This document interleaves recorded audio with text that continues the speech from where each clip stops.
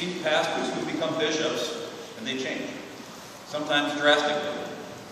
How would you stay grounded, not let the office of bishop, quote unquote, get to you? First of all, Roger, I'll be counting on you to call me for golf times.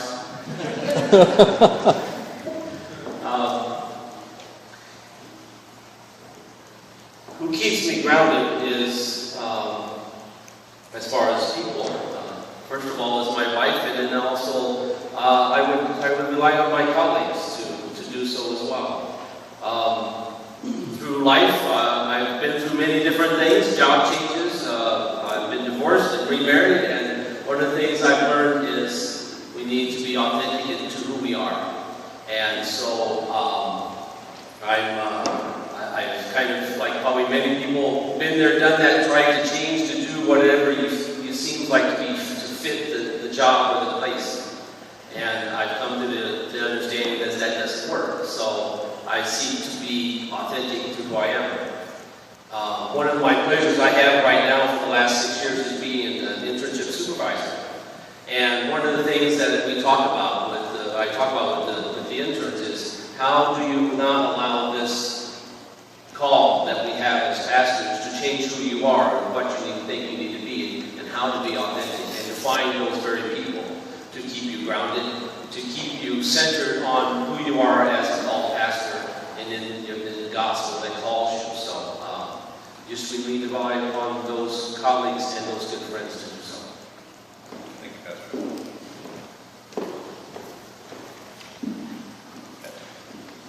I've seen pastors who become bishops and they change, sometimes drastically. How would you stay grounded and not let the office of bishop, quote unquote, get to you? I think first and foremost is to realize that with a position that is an overseer over many ministries, 145 congregations, the people therein, specialized ministries, that it's a position that cannot be done alone. It's always in partnership, and trusting that there are others who certainly are faithful, loving and caring towards God's church, and that we're all in the same boat together.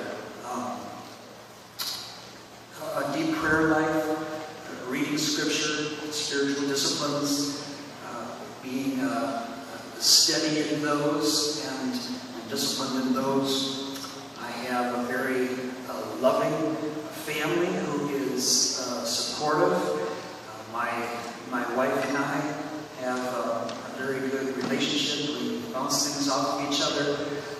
We're both into fitness, so exercise can do a lot, and so can two cats.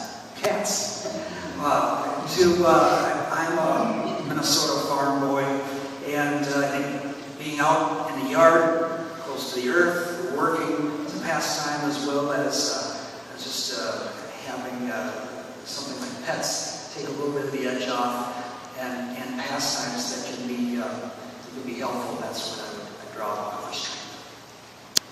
Thank you, Pastor.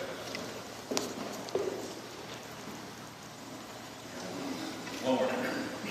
I've seen pastors who became bishops and they change, sometimes drastically.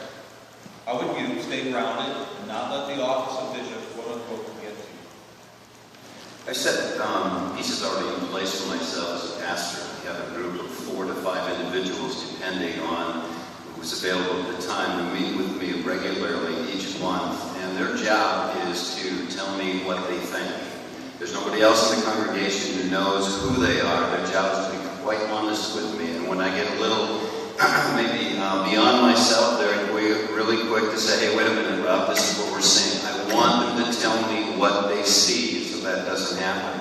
I also meet regularly with 2 pastor friends of mine. We see clinical psychologists, and that happens once a month. We get off so we can do some self-examination there and keep myself firmly grounded, psychologically as well. And that's been a great tool and a resource for me, as well as the other 2 pastors. I have some pastor friends of mine who ask the same thing of, what do you see? How do you see me acting? How do you see me being? Be honest with me, dead honest with me. And these are individuals outside those other 2 circles. And the other one is I have an incredible wife. If there's one person in the world who's going to be honest with me, she is dead honest with me all the time. Rob, knock it off. So I've created systems already to help make that happen, and I would continue those systems in this office of the bishop as well and expand them